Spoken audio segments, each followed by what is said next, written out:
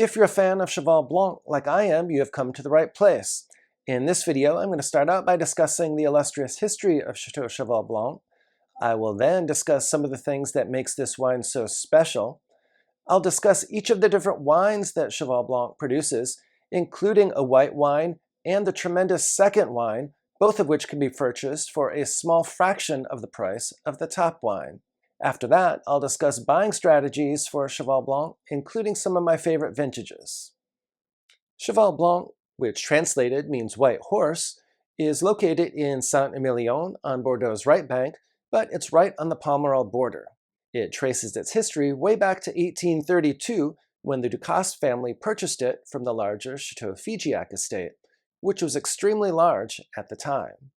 Right bank wines such as Cheval Blanc were not included in the 1855 classification of Bordeaux, but Cheval Blanc is widely regarded as being at the same level of quality as the first gross on Bordeaux's left bank.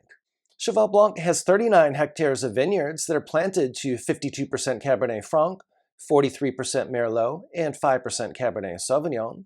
These vines average an impressive 45 years of age. However, it's worth noting that Cheval Blanc also has some Cabernet Franc vines that were planted way back in the 1920s and which are almost 100 years old. The Cheval Blanc vineyards are divided into 54 different parcels, and they're both farmed and vinified on a plot-by-plot basis, which allows for more precision in the winemaking. So what is it that makes Cheval Blanc so special? Well, for one, since it's located in Saint-Emilion, but it's right on the Pomerol border, it has a very unique and special terroir. In fact, a number of its vines are located right next to the vines of Château Lavangille, and almost 1/3 of its terroir is very comparable to that of the top Pomerol estates. I know that many people's eyes glaze over when I discuss soil types, but it is important to note that one reason for the tremendous complexity of Cheval Blanc wines is that there are 3 distinct types of soils in the vineyards, and these different soil types help to produce a variety of fruit and different expressions in the fruit, which add complexity when they're blended together. These 3 distinct soil types are gravel over clay, deep gravel, and sandy clay. Cheval Blanc also has a little bit of a warmer microclimate, which helps to ensure that its fruit is able to achieve ripeness most years. Notably, however, Cheval Blanc does not wait for all its fruit to achieve perfect ripeness before it harvests that fruit. Rather, Cheval Blanc harvests its fruit at varying ripeness levels and then blends that fruit together later on. This also helps to add interest and complexity to the wines. Cheval Blanc has complex, powerful aromatic intensity, but on the palate it's velvety and silky. When it's on, there's very, very few wines in the entire world that can rival it. In fact, many people believe that the 1947 Cheval Blanc, for example, was the greatest Bordeaux ever produced. Cheval Blanc can be enjoyed young, but it's almost a crime to do so. This wine only becomes truly special with substantial additional bottle age.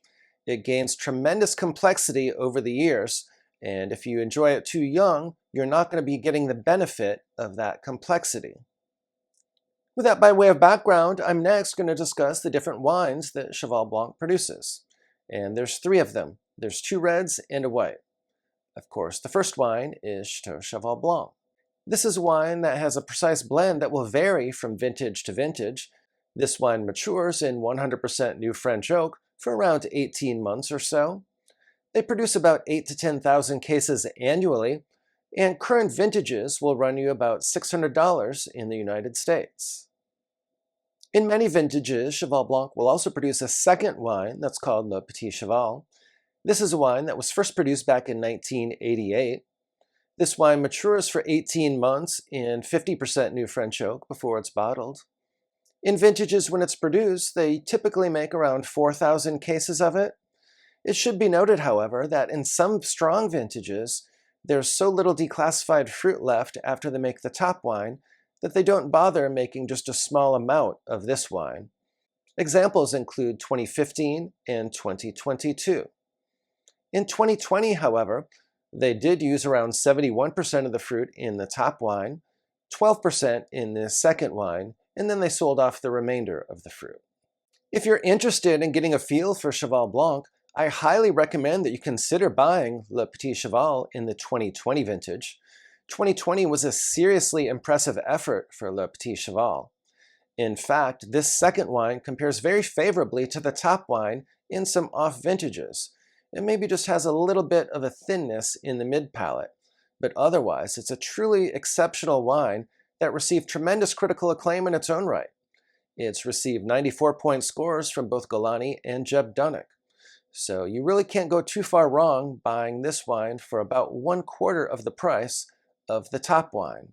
In the United States, for example, the 2020 Le Petit Cheval can be had for around $175 or so, but definitely shop around a little bit to make sure you get the best price. If you're interested in wine recommendations, wine collecting strategies, and learning more about wine, please do subscribe to my channel. I've been collecting wine for more than 15 years and also have a level 4 diploma from the WSET. So I have both formal certification as well as substantial practical knowledge from the School of Hard Knocks. Interestingly, Cheval Blanc also produces a white wine now. This wine is called Le Petit Cheval Blanc. This wine was first produced with the 2014 vintage. This wine is dominant in Sauvignon Blanc. In some vintages, it's 100% Sauvignon Blanc, whereas in other vintages, they may include some Semillon in the blend. I've not had the opportunity to taste this wine yet, but it's my understanding that it's very much a classic Bordeaux Blanc. It has descriptors that include white peach, citrus, and floral notes, and it comes in at around 13% alcohol by volume, most vintages. I found it selling in the United States for around $150 per bottle, and it received a 92-point score from the Wine Spectator. If any of you have tried this wine, please let me know your thoughts about it in the comments below. We're almost to the buying strategy and vintage discussion for Cheval Blanc, but before we get there, there's one quick administrative note that is quite important. Specifically, not that long ago, Cheval Blanc announced that it would no longer participate in the classifications for Saint-Emilion. Shortly after that announcement, Angelus and Ausone immediately followed suit. So beginning with the 2022 vintage, you will no longer see the Saint-Emilion classification on the Cheval Blanc label. And now we've come to the time of the video where I discuss my thoughts regarding buying strategies for Cheval Blanc and also my discussion regarding my favorite vintages.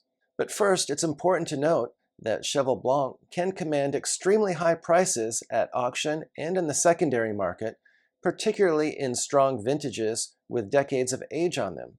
The 1947 Cheval Blanc, for example, sold at more than $300,000 at auction for a magnum of that wine. This also means that it's one of the most counterfeited wines as well. So it's extremely important to make sure you use extreme caution and do your due diligence and trust the seller when you're purchasing Cheval Blanc. It's also important to be extremely selective. There's a lot of vintage variation for Cheval Blanc, and there's a number of vintages when the wine just wasn't that good, or when they even didn't produce a wine. In 1991, for example, Cheval Blanc did not even produce its top wine, so you'll definitely want to avoid buying any 1991 Cheval Blanc. A few years ago, I also had the 1994 Cheval Blanc, and it just wasn't that good. It was a little bit thin and uninspiring, and definitely a little bit past prime already. In fact, the 1990s generally were not a particularly strong decade for Cheval Blanc. Of course, one notable exception is the 1990 vintage, which is truly exceptional and one of the very best Cheval Blanc vintages ever produced. So that's definitely an exception and one to keep an eye out for. The 1998 Cheval Blanc is also quite good. It does not quite reach the heights of the 1990, but you won't have to pay as much for it either. So that's definitely an extremely solid wine. The 2000 Cheval Blanc is also quite special, as that wine received a perfect 100-point score. 2005 was quite good as well, but other than that, you don't really get to another special wine until around 2009 or so. If you're looking for value, however, you may want to consider the 2008 vintage. While it doesn't quite reach the heights of some of these other top vintages, it definitely sells for a much more reasonable price, and you can probably get it for about the same price as one of the current releases of Cheval Blanc if you shop around. Value hunters will also want to keep an eye out for the 2012 vintage, which, much like the 2008 vintage, still offers a good combination of quality and price. So it's another one you could probably get for about the same price as a new release, if not even a little bit less. But if you're looking for the best of the best, you'll definitely want to consider vintages like 2009, 2010, 2015, 2018, and 2019. In all 5 of these vintages, Cheval Blanc had extremely strong efforts and wines that are even candidates for Wine of the Vintage. I will say, however, that Cheval Blanc has made exceptional wines pretty much annually since 2014. So you really can't go wrong buying any of the Cheval Blanc vintages since 2014, particularly if you're purchasing for future enjoyment rather than for resale. Another thing I will add is that I've also had good success buying older vintages of Cheval Blanc by Magnum. For example, there was one time when we were at Bern's Steakhouse and we found a Magnum of the 1966 and all chipped in to purchase that wine, and it was definitely the wine of the night and the wine of the entire trip for that matter. For those of you concerned that you may never have an opportunity to taste Cheval Blanc given its purchase price, I highly recommend a tasting group. If you get a few friends together and each chip in a pro rata share for the wine, it's actually not that bad, and it will give you a chance to taste some of these high-end wines that you may not otherwise get an opportunity to try.